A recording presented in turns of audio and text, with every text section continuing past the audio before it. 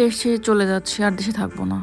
কোন লাগেজটা নিবো এটাই বুঝতে পারছিলাম না। শেষ পর্যন্ত ছোট লাগেজটা নিয়ে আয়নার সামনে দাঁড়িয়ে একটু দেখছিলাম, শুয়ে জায়গায় এভাবে দাঁড়ায় কোথায় যাচ্ছিলাম আমি। সাথে বাচ্চাটাকে টেনশনে চা খাওয়া শুরু করেছি। চটপট লাগেজ গুছিয়ে একটু মিররের সামনে গিয়ে নিজেকে লাস্ট বারের মতো একটু ভিডিও করে নিলাম, যেহেতু চলেই যাচ্ছি। চলে আসলাম সেই ঝিক ঝিক ঝিক করা ট্রেনে। ইয়াস, আমি ট্রেনে করে যাচ্ছি। তাহলে কি বিদেশি ট্রেনে করে যাচ্ছি? No no no no.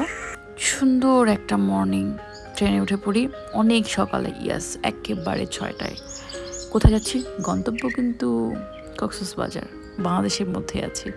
সাথে ছিল কিছু সাঙ্গপাঙ্গ।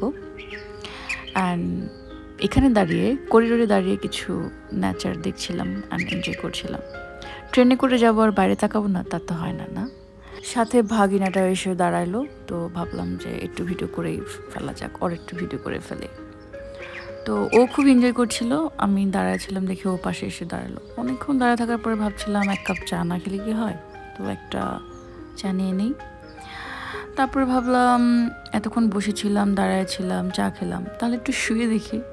তো আমাদের পুরো কেবিনটা নেওয়া হয়েছিল, তো যার কারণে উপর প্লেসটা আমরা তো পেয়েছি। অ্যান্ড আমার ওখানে একটু শুয়ে শুয়ে ভিডিও করার সৌভাগ্য হয়েছে। অ্যান্ড বাইরে দেখছিলাম, ভালো লাগছিল। অ্যান্ড অ্যাট লাস্ট আমরা চলে আসি কক্সবাজারে। ইয়াস, অ্যান্ড কক্সবাজার আসার পরে আমরা নামবো, খুবই কৌতূহল। দেন আমরা এখানে নেমে পড়ি। তো অনেক ভিডিওতে দেখেছি কক্সবাজারের রেল স্টেশনটা অনেক, কিন্তু একটা প্রবলেম ছিল, ফ্লোরের মধ্যে অনেক ময়লা ছিল।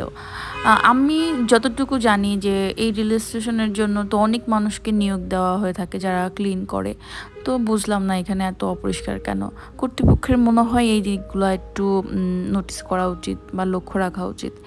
এই এত কোটি কোটি টাকার জিনিসগুলো না এত অবহেলার কারণে নষ্ট হয়ে যায় আসলে। তো একটু আমরা সচেতন হলে দেখা যাবে যে অনেক বেশি বেশি দিন সেটা আমরা ভালোভাবে ইউজ করতে পারবো বা ভালো থাকবে। এটা হচ্ছে আমরা বের হচ্ছিলাম অ্যান্ড সামনের দিকে যেয়ে আমরা কিছু ভিডিও করব। ছোটোবেলা থেকে মনের ভিতরে একটা জিনিস গেঁথেছিল, সেটা হচ্ছে ফ্যামিলির সাথে ট্যুর কখনো মজার হয় না।